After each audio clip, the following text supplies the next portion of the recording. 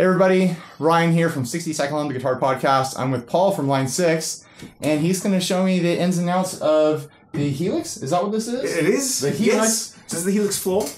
So we have a few of them in the range, and this is the floor version. This is the floor version, and you're going to show me the new cab that you guys have. Sitting behind me, we have a brand new power cab from Line 6, which is released this year. So yeah, it's an FRFR speaker, but it's able to have much more of an amp in the room type feel. So you can run a full speaker simulated IR sound to your front of house, sure, and actually still feel like you've got a sort of 1x12. So right off the bat, I'm going to make things awkward and weird. Okay. I have a listener of my show who's like a acoustic engineer, and he goes on these tirades on our Facebook group about what is it called? So there's FRFR, which is full range flat. So response. He's like, it's just a marketing term. It's not anything. It's just it's a powered speaker. So what's your take on that? So this is for you, Cole Duke. Yeah, I mean, you can address him by name. His name is Cole Duke. Cole Duke. Yeah. Yeah, and you're right. It's a full range. So basically, if you have a normal guitar amplifier, you have a normal guitar speaker, it's really, really inefficient. You lose a lot of the high end. Mm-hmm. It doesn't have the, for example, if you plug an acoustic guitar through a normal electric guitar amplifier, it sounds terrible. It doesn't reproduce all those frequencies nice and clear. A guitar amplifier and a guitar speaker, they focus very much on the mid frequencies. They'll lose a lot of low frequencies. They'll lose a lot of high frequencies. And that's a good thing because you don't want that when you plug. Right. That's the character of the guitar. Yeah, when you plug, so and then the flip side of that is if you've ever taken a distortion pedal and plugged it straight into a PA system, all of a sudden it sounds really fuzzy and it sounds really nasty. What you need to do is take all that top end off and roll off those high ends. So guitar speaker is not full range and it's not flat response. Right. But a PA speaker or a keyboard speaker or an acoustic amplifier, that is a lot more like that. So yeah, FRFR is a term. It is a marketing term, but it does explain to guitar players what a PA speaker is. So that's the way I would see it. We say full range flat response. What we're doing is we're telling somebody that that's what a PA speaker does. And you're right, a PA speaker, speaker for most applications will work the same, but it won't have the amp in the room feel, which is what we're doing. How does this deliver an amp in the room feel versus like if someone just bought a PA speaker, like a powered PA speaker? Yeah, so the actual driver in this, the way this works is much more like a guitar speaker. It'll break up, the sound. It'll react a little bit more a little bit more like a guitar speaker, and it's a little bit more unusual. It's not as it's not as flat. Gotcha. But more importantly than that is instead of using IRs or speaker models from your modeler, and it doesn't have to be the Helix. It could be anything. It could be any of the other modelers that are out there. So if someone has an amp in the box L pedal on their board, they could potentially run direct into it. Maybe it would depend on which one because it's expecting a line. Okay. It's expecting a line signal. Okay. So it's a 250 watt powered speaker, but it's expecting a modeler, expecting some kind of preamp. Gotcha. Basically to run. But it'll work with other modelers. Absolutely, yeah. Okay. But what you normally have with a modeler, you would have speaker emulations, or you'd have IRs, and those IRs will have a microphone model on there as well. Mm-hmm. So it sounds like a mic'd up guitar amplifier. When you use the speaker modeling inside here, it actually it's just a model of the speaker, right? And so you're hearing like a real guitar speaker, and at that point we switch off the high frequency driver in here. So we then model different characteristics of different speakers. So we have like some Celestion things in there. We have like a Jensen type speaker in there. So it'll sound like a modeler coming through a 1x12 sort of combo. Gotcha. It's quite a difficult thing to explain. Yeah, and it's a difficult thing in the video as well. So the most important thing is you got to go to a store and try it really. That's really what it comes down to with a lot of this stuff. Is like you can listen to some jerk demo guy like me tell you oh, this sounds really good in the room, but unless you try it, you're really not going to know what I'm talking about. Absolutely, but I mean, it's a full range flat response kind of PA speaker, but it also has this amp in the room feel, which has to be tested to you have to feel it. Well, we're gonna mess around with this thing now, see what we can create. I've got an SM57 down on the cab because that's what I brought because it's indestructible and convenient. I use different mics at home, so I'm sure this won't sound the way I usually sound. So we're just gonna have some fun. Which guitar was plugged in? So that was that. But if you want to use that one, it's up to you. I haven't used a Variax in a long time, and I've only tried them in store, so okay, spin around here. So that's like, I mean, I think I just dropped D on that. Oh, you did? Yeah. Drop D, huh? Yeah, so that's like this. That's the Variax standard. So that's like the most affordable of the Variax range. Is it a drop D setting or is it drop? It's a drop. It's real drop D. A real drop D, guys.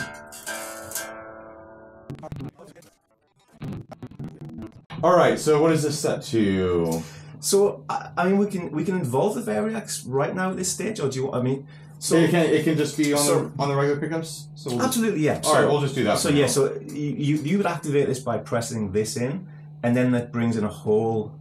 Line 6 have this whole ecosystem where you have the guitar, you have different guitar models in there. There's like 29 different sort of guitar models in there, different types of guitar sound. You have the tunings, which can be all digital. That can be controlled by Helix, which does all the amps and does all the effects. And then you can actually, with the sort of Line 6 link connection, ultimately run into PowerCab and have the actual speaker modeling done by this. So it's a whole connected thing. So it depends on how deep. It's been a long time since It's been a long time since I owned anything from Line 6. Stuff has gotten pretty intense. So you're saying you can assign switches to here to change the modeling that's going on in the guitar. So, yeah. So at this point, I would like to point out that Line 6 can be the interfaces with Line 6 are so easy and so popular with everybody. You know, if we start talking about the whole system, it can get not complicated, but it can get complex pretty fast. So it depends which way you want to divide it. So this is going to do guitar sounds and tunings. This is going to do amps and effects, and this is going to do the speaker cabinet. Okay. But we can have this. You could press a button on here. You could completely customize all of your tuning, and you could switch the speaker cabinet in here, and all the effects and the amps from here. So you could really go out and you could have an acoustic guitar. You could have an acoustic 12-string guitar in open D. Press one switch. That will switch the type of speaker that you're using. It'll switch the amp models, it'll switch the effects, it'll switch the reverb. So for guys who are out there and they need a lot of different sounds very quickly, this sort of system will work like that. But if you just pretty incredible. But if you just want to buy, if you just buy a Variax standard, you just plug it into your normal guitar amplifier through your normal pedals, and you'll have access to the tunes really quickly and really easily. You don't have to read much of manual stuff, you know, the manual Line 6. If you want to use this with a traditional amp and your traditional guitar, you can do that. If you want to plug another modeler into there and a traditional guitar, it's going to do that as well. But when you want to really sort of go crazy, that's when you would sort of integrate the whole thing. So, you know, it can be as simple or it can be as complex as you want it to be. Yeah. Sure. All right, let's start getting weird with this thing. Yeah. Show me kind of the basics, and then we'll kind of explore some funky stuff. Okay, so I mean, inside Helix you have... Maybe I should pull the camera closer for this, since we're looking the other way over here and hunching over this floorboard. There we go. Okay.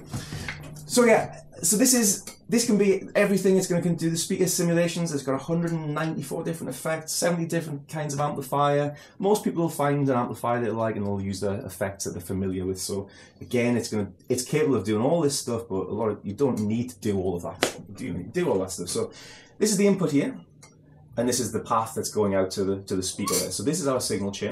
Everything's color coded with Line 6. So you know, I know that the different colored foot switches. I know green's always going to be delay, so if I see an orange there, I know it's going to be read. I had an M5 for a while, so yeah, that had the whole color thing. So all of that will be familiar to you from coming over here and to coming over the Helix. So this is the signal path. I can move things around with this joystick, so I can move things left and right. I can press the joystick in. So if we want, so it's a joystick. Yeah. Is it a knob too? It goes up. Goodness. So we've eliminated that whole complex thing of menus and pages and parameters. So now, I mean, even if let's just kill some of these. Let's just lose some of these things here. So I'm literally just clearing some blocks so I can show you how easy this is to use. Okay, so we're running along here. We then have a Brit J45. Okay. There it is. Okay. We're then running into a 4x12 with greenback speakers, which is, again, this is all in here. This is now running in flat response mode. And then we're running parallel reverbs and delays as well. And it's come back together and it's heading off into this, which is running in, you know, it's Sorry, it's FRFR mode. Or it's flat. Let's say flat. We'll say the flat mode. Cold Duke is just sitting there, just like. So let's say here I can pick these joints up. I can move them around as if they were like cables, and I'm just going to start moving some blocks around whichever way I want to do this. Because really, what I want to do here is I want to start dumping some effects in the front of the amplifier. Okay, so I'm going to take it over into this pedal mode. So this can be 8 or 10 custom stomp boxes. So this could just be laid out like your favorite, absolutely, like any of your favorite pedals. So let's add some pedals to that. So what would you like to have first in the chain? First in the chain, I usually put a fuzz. Okay. If I'm doing a regular pedal. Okay. So I'm going to teach you how to use this, and I think you'll be able to do it straight away. So if you press this in, we'll move it to the chain. So then this really is the only menu page. So you're going to move down to Distortion. So if you just turn, you can do it that way. You can turn the joystick as well. It's going to move in a bunch of different ways. So up to Distortions, you're going to find the fuzzes. Move it towards you, or you can press it down. I'm going to stick with mono maybe, because we're in mono anyway. Press that in. This is now all your overdrive pedals. So yeah, it's all the fuzz there. Fuzzes. Well, just pick one that sounds the most interesting. Maybe go to like the fuzz. I would probably go for like the arbiter fuzz is probably going to be the one that's sort of the expected one. So press that in. So you were intuitively about to press that in to activate that, and now that's it. Now you have that effect in that chain.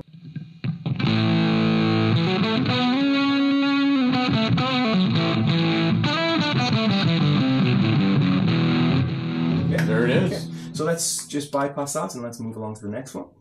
And I think you're probably going to be able to do it. Yeah. I get it. So this is the beauty of Helix, and one of the reasons why it's been so popular since this is released. The ODs are underneath. Yeah. Distortion as well. Yeah. So what do we have in?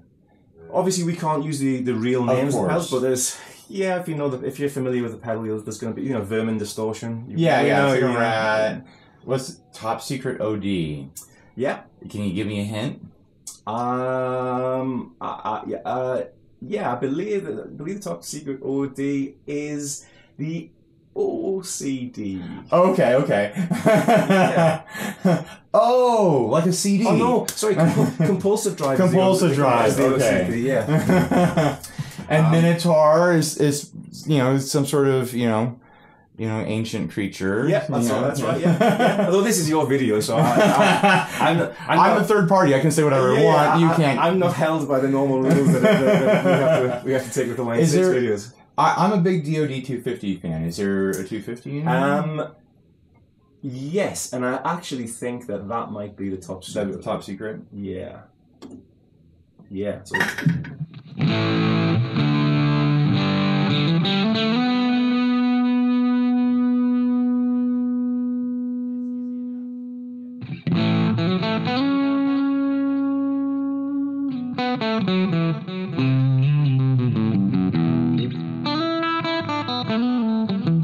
reminding me of a 250. It's kind of in that when you turn down the gain, kind of a little bit darker, a little creamy. Yeah. So it might be. We've done things. I mean, the other great thing about Helix is it has 4 effects loops on there. So if you've got effects pedals that you know and love, you can actually use the original pedals. We've done tests in store. I've done store videos before where we've actually A/B'd between the real pedal and we've put in the effects loop, and we've switched between the model, and that for the most part indistinguishable depending on which sort of setup that you have.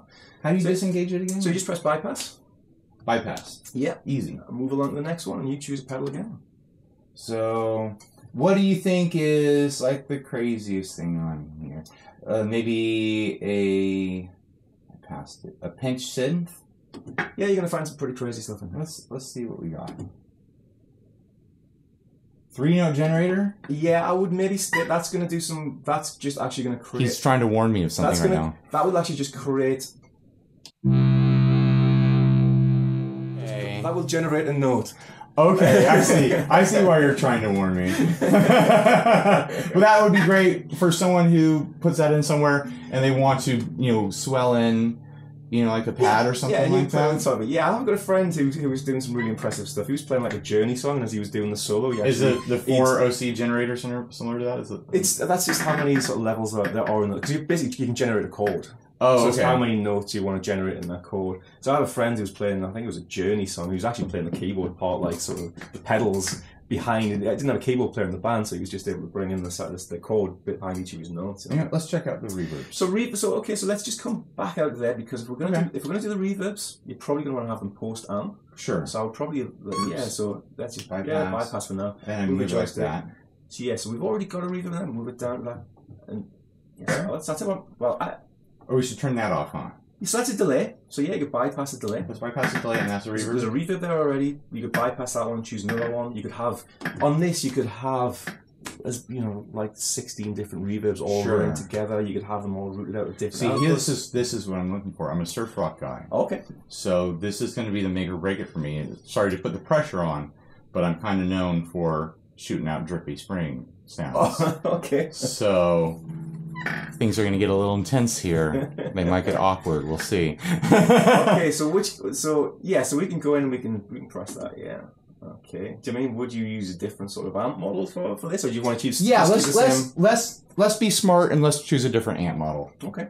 So I mean, I think you know how to do this now. This is the beauty of the Helix. So you want to go up to the amp model? There's the press amp. that in. Yeah, and you're already sort of in there. So that's all different amplifiers that you have there. Man, there's a lot. Yeah, so if you go back to the top, that's where you're going to find your sort of more Fendery styles. Okay.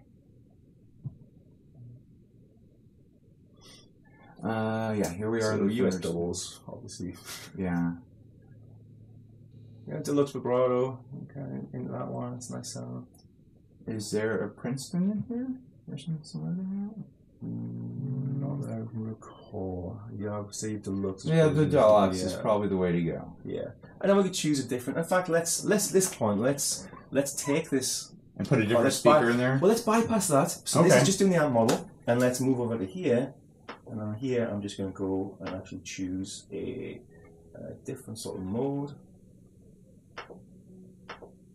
So let's now take this into speaker mode and choose an actual different speaker. So what speaker did you choose? So on this I have a Cream Celestion. Okay. So we have the 6 different speaker models in here. This is a lot less complex. It's doing a lot less. There's no reverb, there's no delays or anything in this. This is just simply modeling 6 speakers, or it's doing the FRFR. Alright, so this is running now. We got the amp and the and the reverb running. Yep. And the Cream back Celestion. Drip sort of sound. So as you can see, 6 parameters there. There's another page there as well. You can see 2 little dots as you press. Yeah, I mean it's just so intuitive. It's there. So straight. Trails is probably not going to be. Yeah, I don't really need.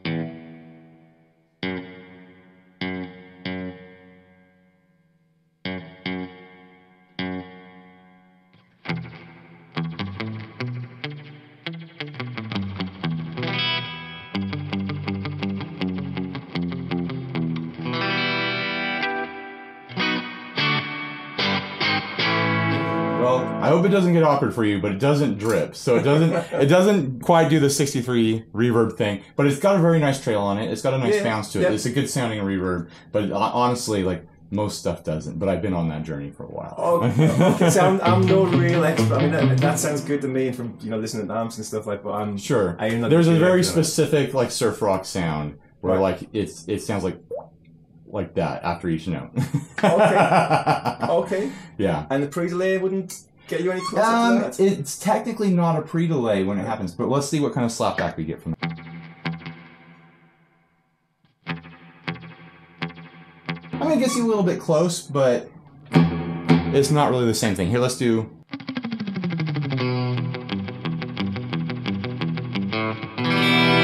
I mean, the tonality is there. Like, if you're playing in a cover band and you've got a couple surf tunes, it's going to cover it for you. Yeah. But it works for me. It tricks me. Sure. But, the folks that obsess over that sound, They're never happy. I'll say that. We can't be pleased. So in that situation, you may want to decide to choose one of the effects loops in the exactly. and the back, and you can run your effects out of that. You set up a rig with this, you get your legitimate like Fender Spring reverb unit and run it in the effects loop and do crazy stuff with it. Yeah, you know, absolutely. I mean, there's so much stuff now. So you could go from a surf sound, you can go straight to a metal sound, and exactly all those different things as well. I mean, it's probably worth continuing with the editing thing that we're doing here, because as we sort of work on this sound, like let's just say that I'm going to lose that pitch generator there. Oh, so let's just say now we want to assign, like I said, we've got 8 different foot switches here. We could have 10 different foot switches that are just blank waiting for instructions. We could go over here, and if I just touch this foot switch, it's going to ask if I want to assign that to that pedal. Okay. So now that is your arbiter fuzz on off.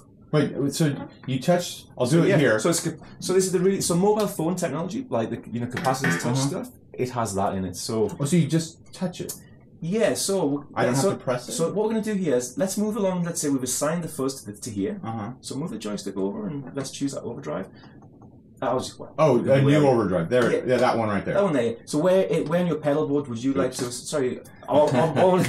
Sorry. So where on your pedal board of these 8 foot switches would you like to have that as the on-off switch? I might as well do it on the next one. So if you just touch the foot switch, it'll ask you OK. You press that last button there, and it'll name it. So that's now the top secret overdrive. And with these scribble strips, you can actually customize those names as well. Okay. So it could be any kind of obscenity you want that to be. So you kind of really create. And we've only seen there's only one menu that you've used in there, and you figured it out straight away. Oh, it's really intuitive. Intuitive, yeah. Yeah, I don't feel like I would need to pull out the manual.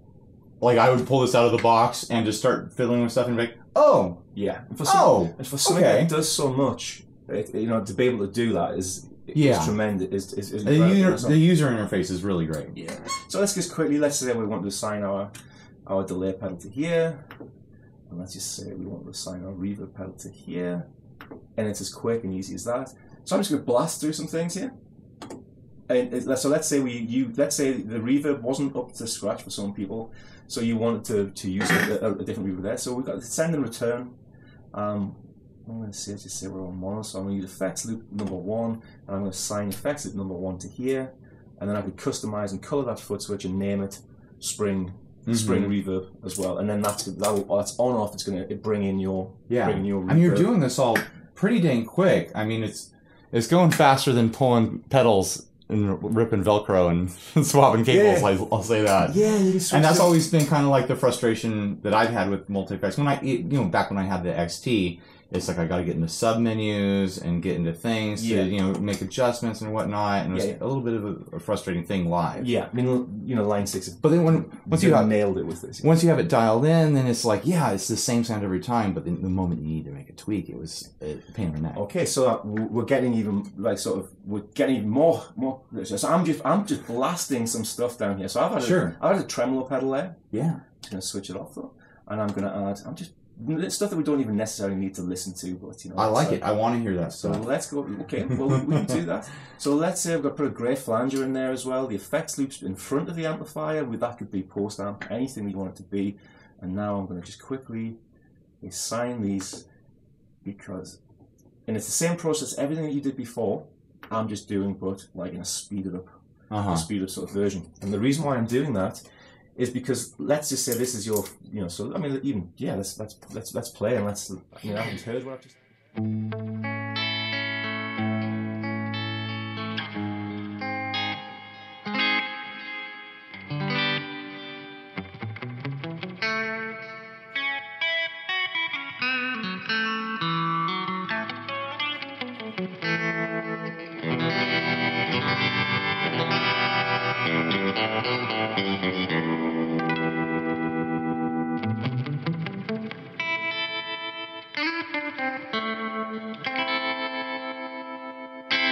So let's say you want to tweak some of those sounds.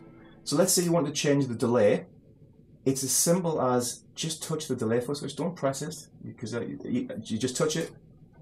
It was like the way you would touch like a baby's eyeball, that gentle.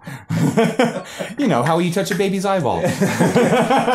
Don't touch a baby's eyeball. They're covered in germs. So if you press it, you switch it on and off. Right. So, but if you just touch it, regardless of its status of on and off, now we have all the parameters for that delay. So there's no menus. And they're all right there. And So if you want to tweak, I touched something else. So right, if you want to tweak, if you want to tweak the reverb, you touch the reverb foot switch. There's your reverb. Yeah. So here's my question with the delay. Will it make spaceship sounds? So we have it. So it's off there. Now we've just got a simple delay on there. But you know, it's as obvious as you think it's going to be. You're going to press that in, and then there's all of your different delays there. So maybe like some sort of analog thing or something. Yeah, like we have the new. What I'm looking for is like when it's self-oscillating and you tweak the time knob and it increases or decreases in pitch. You know what I mean? Yeah.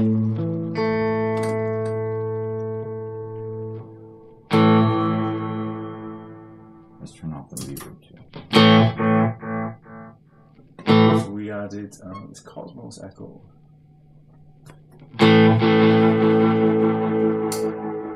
Yeah, it does it. Yeah. There we go. Cool. Okay.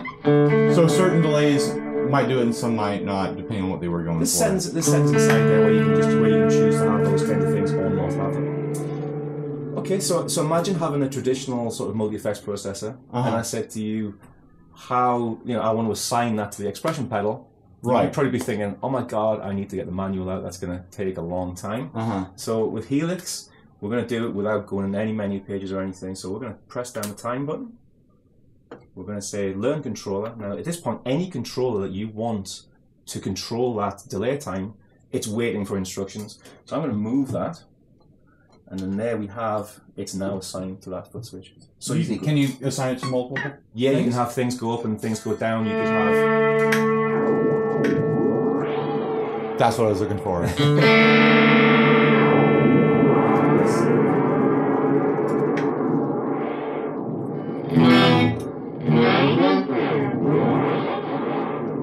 There it is. There's a win. There's a win.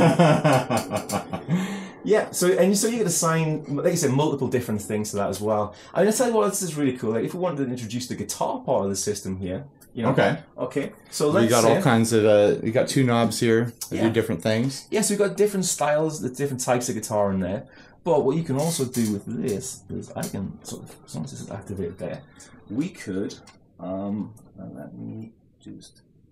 So let's just go back into this Cosmos bit. So let's do the same thing. So I'm going to assign one of those parameters to something. So press that down, hold it, learn controller. It's now waiting for instructions. If you move this tone pot, that is actually a controller. So I didn't even think. Oh, so we ended up on the wrong setting there. So let me come. So you can control an effect parameter or any parameter. Yes. With your guitar knobs. That's a trip. Yeah. So now, so you can you could put like a wah range on your tone knob and be like, I'm going to manually tweak a wah or something like that, or like manually control pitch shift. Yeah, your tremolo depth or something like that. Tremolo depth. We had a conversation on the bus about this the other day. Or you could do multiple different things with that as well. So you could control. So I mean, at the moment it's doing. So if we play again, you'd be able to shit.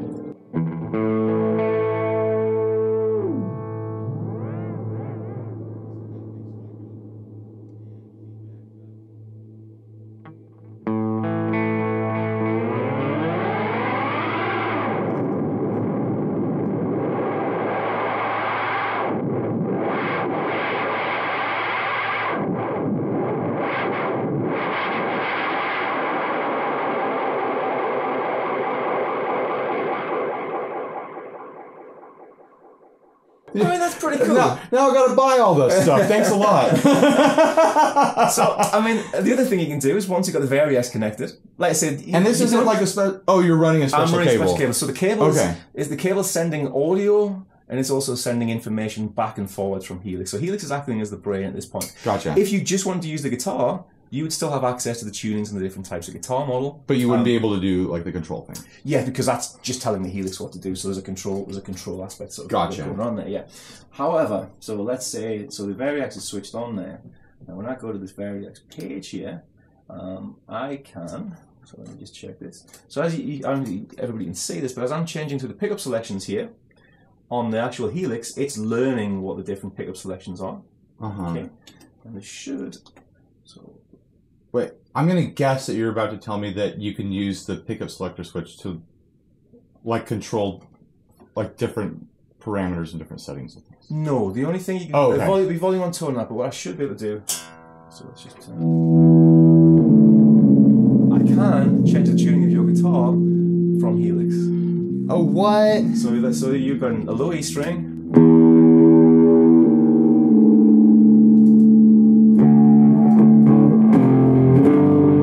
We're in drop D. No, drop.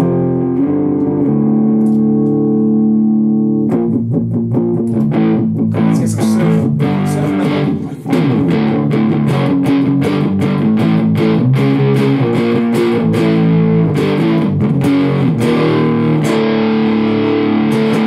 And I can take you down to a low B, and I can take you down. So you can set up like a baritone sound on the fly.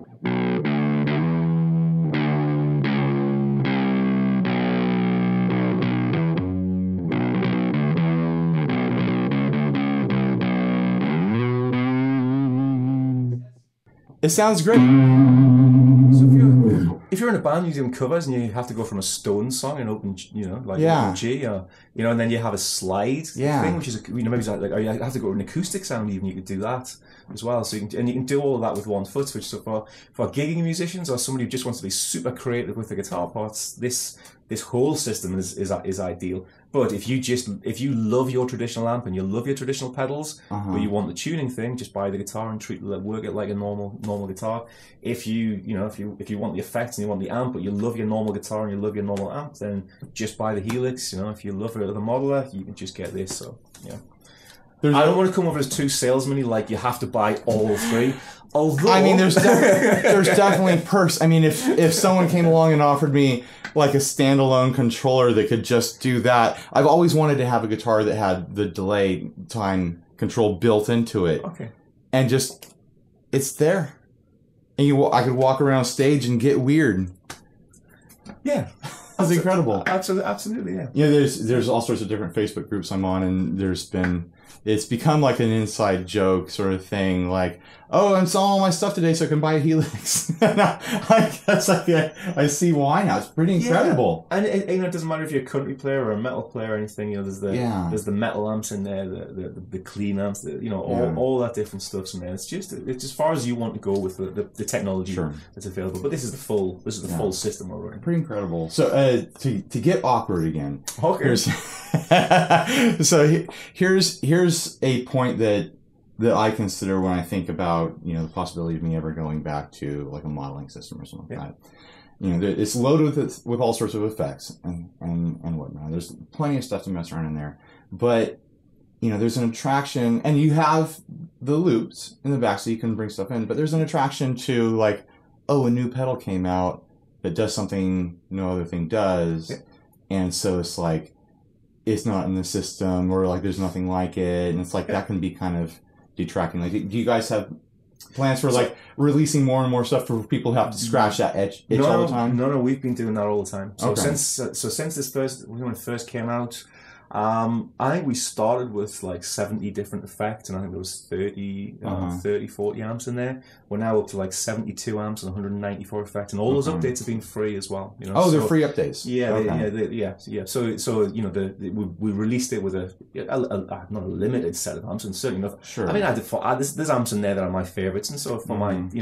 I don't write a song using 77 different types of amps, But well, you don't. No, not yet. So I'll have my favorite amps, and in a lot of cases, it's the amp that I would actually use in real life. It's amps, I'm recreating my analog gear, and I'm actually doing it here. So it is neat that it does have the loops. Yeah. Like as I was asking that question, I kind of answered it for myself. I was like, oh yeah, you can loop in like new stuff that you have around. Yeah. So those updates are coming out all the time, and we Line 6 had a thing called, where users can sort of write in and have like an idea base and stuff, and Line 6 listen to that. The guys in the product team really like read that, and so they'll see things come up. They're all very active in forums. So if there's a particular pedal that a lot of people want, Line 6 has been going out and sourcing that pedal and stuff. And the other thing is, it's worth remembering that there's new effects pedals that are in here. Some of these effects pedals you just can't buy anymore, and if you do buy them, you don't want to take them on the road. They're unreliable. Yeah. This is a way of having people having access to all those sounds. But we also understand that it's there's people out there like me who have analog pedals and they still like the multicolored hand painted ones. Right. You can still have them. You could run four different loops, different chains there. If you want, you can use it as a we haven't looked at the back, but there's a it's a recording interface as well. So if you want to stream audio direct to your computer, you can do that by USB. There's a lot of stuff back there. there is a lot of stuff. There's digital ins, there's digital outs, the effects loop, so you've got microphone input on there. The microphone's phantom power. I'm throwing loads of information at you here, but so it's going to do what most people want, but it can do what it has a lot. Some people have massive requests of things like this, and some people have very small requests of this. But yeah, it's a computer interface. It's a computer sound card. It's your amp. It's your effect. It'll load cabinet impulse responses. So and it looks really sharp too. Yeah, I love the visual design. It's a long way from the kidney bean. Yeah, anyway, that was a classic look. It's a classic look. All right, someday you're going to have a kidney bean model on one of these things. Like get that classic kidney bean sound. It's funny that you should say that, and I don't think it's particular on Helix, but there was times in the past where when the first sort of pod came out, they released a model of an amplifier. And then like a couple of years later they thought, well, actually the modeling's better now. We didn't do a very good job of that amplifier in the first place. Right. So here's a new version of this particular amplifier. And someone was like, I want the old one. Yeah, exactly. So they actually at a point had two different versions of the amp. They had the original sort of Line 6 attempt, should we say, at it, and then they had the one that sounded. But I mean, I'm talking way back now. Sure. But I was telling a pedal builder friend of mine the other day, my first effects thing I had was a Zoom 2100. And this is like a little chunk of plastic. It was very primitive. It was a multi-effects. But the ring modulator on there, because that's the first one I used, is what I think of when I think of a ring modulator. Yeah. It's like, if I could just have that in a pedal. Yeah. But it's probably like, it's like the most broken, like artificial ring modulator sound ever, but it's the one that I love, you know? So my very first multi-effects was a Zoom 9030. So it was like the high end, it was the highest end, I think, at that time with the Zoom were doing. Yeah. And that had some crazy sounds in it. And, there weren't great guitar sounds, but, like Prince started using the Zoom 9030, so I listened back to things like Diamonds and Pearls, and I can hear that sound of the 9030, and it was, it fits the album and stuff. So those sound, and I think Trent Reznor used the 9030 on, and he's probably maybe even still does for different of like broken effects and stuff, and so everything has its place in sound, I think, So it's cool. Well, this has been a great conversation, and I know what everyone's talking about now when they're talking about the Helix. This is really cool. Good. And hi, Cole Duke. It's great talking to you. He's right. He's right. I mean, he's not wrong, but you don't need to get so upset. That's a good place to end.